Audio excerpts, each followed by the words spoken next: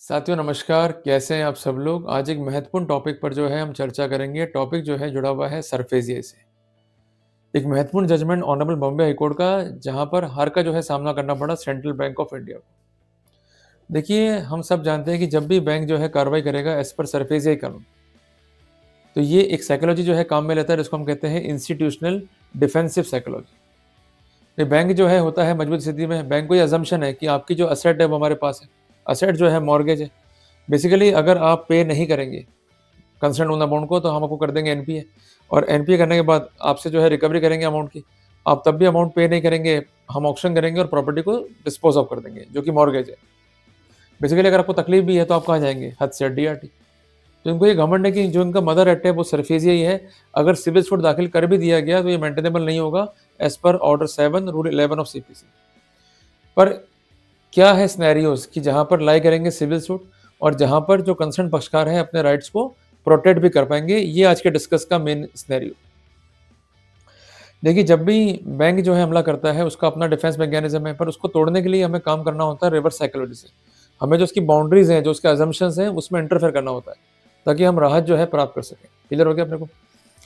अब साथियों, इस समझना है स्थिति को, परिस्थिति को, तो हमें एक एग्जाम्पल जो है लेना होगा। और जो एग्जाम्पल मैं ले रहा हूँ, ये मैंने ड्राइव किया है उक्त जजमेंट से, जो मैंने आपको स्पेसिफिक किया। जजमेंट है बॉम्बे हाई कोर्ट का।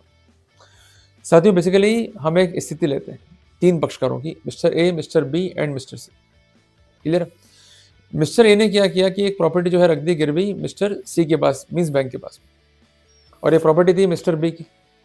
अल्टीमेटली मिस्टर बी ने प्रॉपर्टी को पुनः प्राप्त करने के लिए केस जो है दाखिल किया।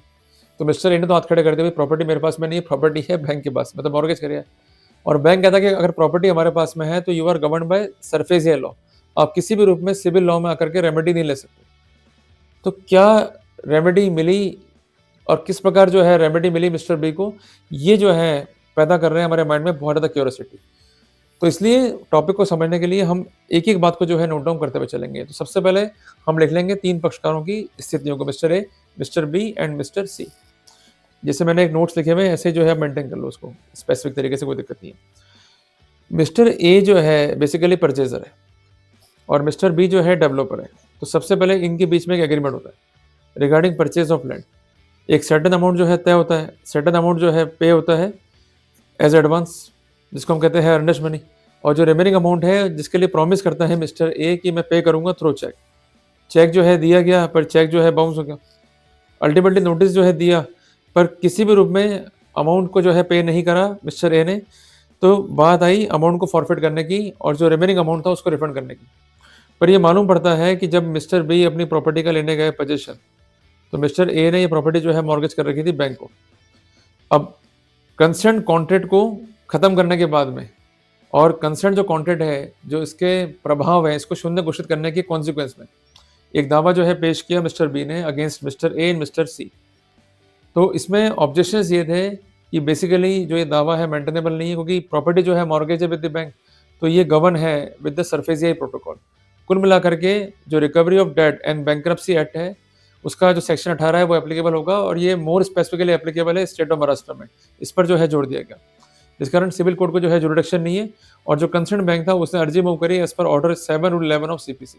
पर ये अर्जी जो है खारिज कर दी कंसर्न ट्रायल कोर्ट ने, इस ग्राउंड पे कि जो रिलीफ है उसमें कोई भी रिकवरी इनिशिएट नहीं करी है बैंक ने, उसके अगेंस्ट कोई भी रिलीफ नहीं मांगा है। रिलीफ क्या है कि हमारे बीच एक कॉन्ट्रैक्ट है, मीन्स जो पक्षकार प्राइवेट है उनके बीच एक कॉन्ट्रैक्ट है, उस कॉन्ट्रैक्ट की शर्तों को जो है उल्लंघित करा मिस्टर ए ने। उसमें जो अमाउंट बनता है मिस्टर बी का, उसको लेने के लिए, इस कॉन्ट्रैक्ट को खंडित करने के लिए, और इसका बाइंडिंग एफर्ट नहीं होगा इसको डिक्लेयर करने के लिए दावा जो है पेश किया गया। तो जहां दावे में डिस्प्यूट पक्षकारों के बीच में बैंक जो है इन्वॉल्व नहीं हो रहा है, और कोई रिकवरी को चैलेंज नहीं किया गया है, वहां सिविल कोर्ट में जो है रेमेडी लाया करेगी। सरफेसिया कानून के प्रोटोकॉल होने के बावजूद भी सिविल कोर्ट का जुरिडिक्शन जो है बार्ड नहीं होगा। फिर ये मामला जो है हाईकोर्ट में गया, और हाईकोर्ट में भी जो है बैंक हार गया। तो ये जो फैसला है हमें सिखाता है 5 महत्वपूर्ण बातें। सबसे पहली बात कि जहां 2 पक्षकार हैं, क्लियर है, और पक्षकारों में जो डिस्प्यूट है वो डिस्प्यूट है प्राइवेट नेचर का, तो वो सिविल कोर्ट में जा सकते हैं डिस्पाइट ऑफ फैक्ट दैट कि प्रॉपर्टी मॉर्गेज कर दी गई है बैंक को, और वहां सरफेसी प्रोटोकॉल लागू होंगे। ये अजम्पशन है कंसर्न पक्षकार को या कंसर्न बैंक को। क्लियर हो गया अपने को? दूसरी बात, जब भी आप जा रहे हैं सिविल कोर्ट में, तो आपको बात करनी है कॉन्ट्रेक्चुअल ऑब्लिगेशंस की। अगर आप जा रहे हैं रिकवरी को रोकने के लिए, या कोई रेमेडी मांग रहे हैं अगेंस्ट द बैंक, वो सिविल कोर्ट नहीं दे पाएगा आपको, रेमेडी जो है बार हो जाएगी। क्लियर हो गया अपने को? तीसरी बात ध्यान रखिएगा कि जब भी आप रेमेडी क्लेम करते हैं डीआरटी में, तो आपके हैंड्स जो है या आपका जो केस है, वो होना चाहिए स्पेसिफिक। आपका जो क्लेम है इट मस्ट बी बोनाफाइड। कहीं ये ना हो जाए कि आप ही कर रहे हैं मैनिपुलेशंस और आप एंट्री करना चाह रहे हैं बैकडोर से, वो स्थिति जो है स्पष्ट नहीं होनी चाहिए। मैंने कई बार ऐसे केसेस भी देखे हैं कि आप बैंक से जो है पैसा उधार लेते हैं, चुका नहीं पाते हैं, but you need certain time, clear है? जिसको हम कहते हैं मोरेटोरियम, जिसके आधार पर होता है लोन आपका रीस्ट्रक्चर। वो टाइम आपको बैंक नहीं दे रहा है, पर आपके कॉरेस्पॉन्डेंस ठीक है, आप बैंक को स्पेसिफिक कर पा रहे हैं, तो वहाँ रेमेडी जो है मिल जाएगी। और अगर आपका कॉन्डक्ट ही जो है गलत है, despite of having the promises and despite of having the submissions, आप अपनी बात की ही अनुपालना नहीं कर रहे हैं, तो वहाँ पर रेमेडी नहीं मिल पाएगी, आपको बोनाफाइड एक्ट जो है शो करना होगा। चौथी इंपॉर्टेंट बात कि जब भी सामने बैंक है, लड़ाई बैंक से है, तो जो भी नोटिस दे रहा है बैंक आपको, उसका प्रॉपर जो है रिप्लाई टाइमली जो है कर दें। अगर आप रिप्लाई नहीं करेंगे, तो जो उनके सबमिशंस हैं, they will be deemed to be admitted. Clear है बात ये? जिस कॉन्टेक्स्ट में आप ऑर्डर 8 रूल 4 सीपीसी का भी अध्ययन कर सकते हैं। और पांचवी इंपॉर्टेंट बात कि जब भी झगड़ा हमारा बैंक से, सामने बैंक खड़ा हुआ है और कोई भी रेमेडी हमें चाहिए अगेंस्ट बैंक, हमें जाना है डीआरटी। पर उस बैंक के साथ साथ कुछ पक्षकार और भी इन्वॉल्व है और उनसे हमारा झगड़ा है, मीन्स अ प्राइवेट डिस्प्यूट, तो वहां पर हम सिविल कोर्ट में जा सकते हैं for the enforcement of the civil rights and obligations. Clear हो गया अपने को? तो मैंने एक महत्वपूर्ण जानकारी आपको दी। आज के लिए सिर्फ इतना ही। जल्दी मिलेंगे एक नए अध्याय के साथ में।